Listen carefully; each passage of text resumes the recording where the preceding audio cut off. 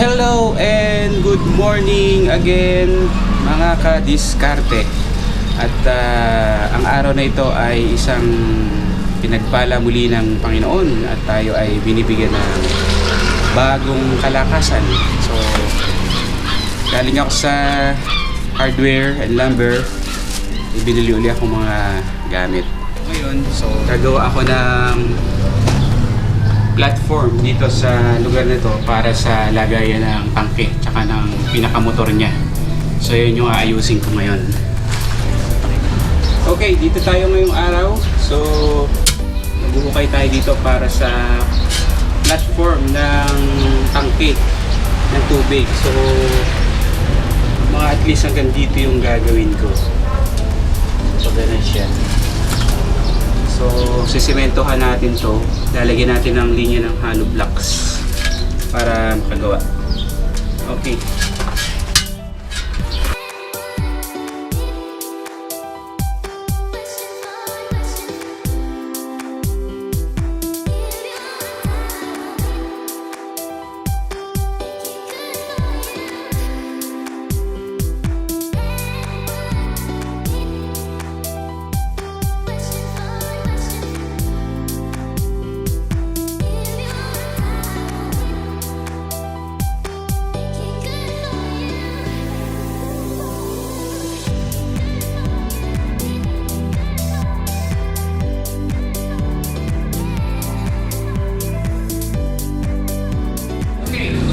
Kadiskarte, halo muna tayo ng semento.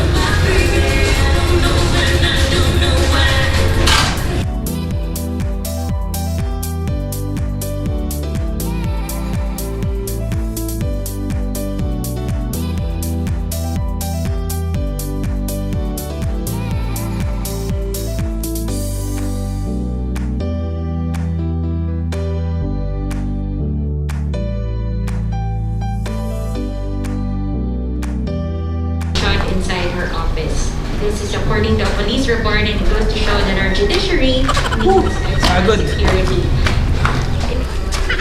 Okay. Lilinya na ako ng blocks para sa platform ng water tank saka ng motor para sa tubig.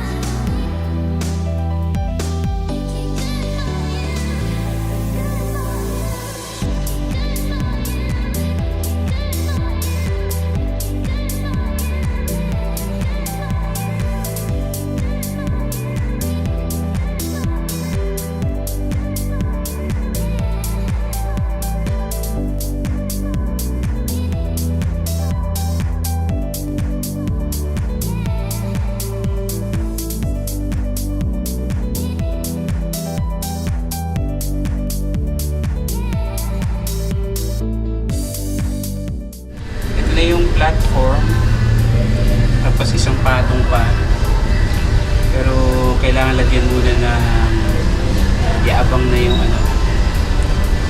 orange na pipe na to. Bali ito na yung magiging drainage, tatakbo siya hanggang dun sa labas ng gate. So kailangan itong ma-assemble muna.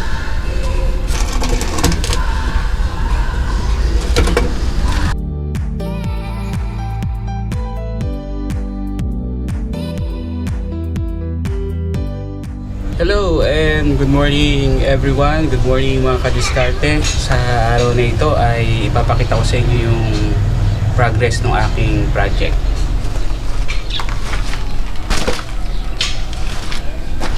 So bali, ito na yung ginawa ko nung nakaraan.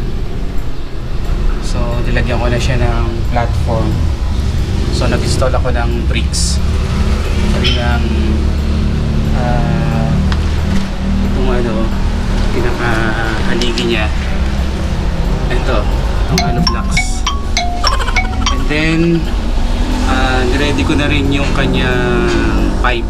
So para hindi na ako magka-problema sa pipe. So nakatugon na yan hanggang doon sa papunta doon sa loob.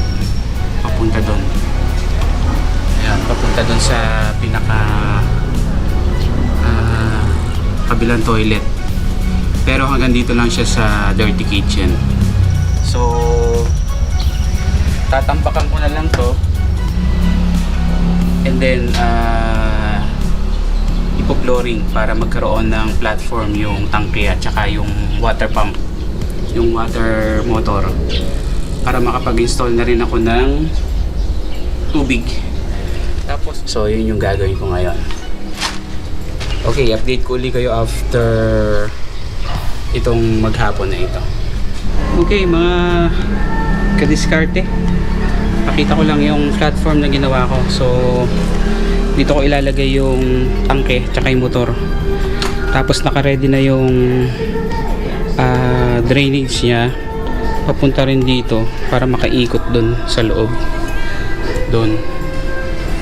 Okay mga kadiskarte, gayak muna tayo ng halo, semento para doon sa flooring ng tangke ng tubig tsaka ng motor. So ito muna.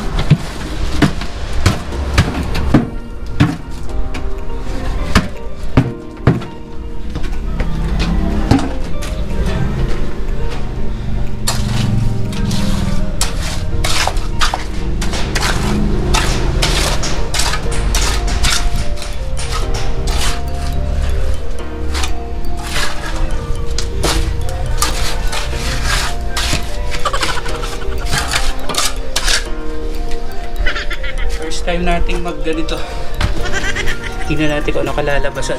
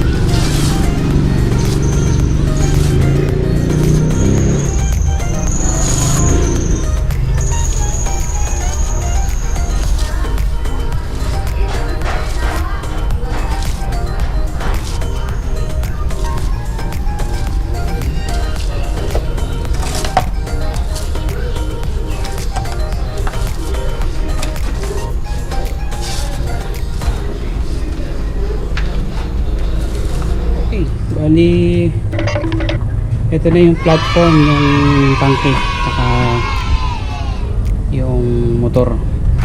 So dito ilalagay yung tangke, tapos yung pinaka tapunan ng tubig sa ilalim ng tangke kapag maglilinis ng tangke. Tapos naka-ready na rin to para sa pipeline. Ayan, nakapaikot na ganun. Tsaka yun, gagawing drain, lalagyan ng tawag dito, strainer. So yan na yung natapos ko ngayon.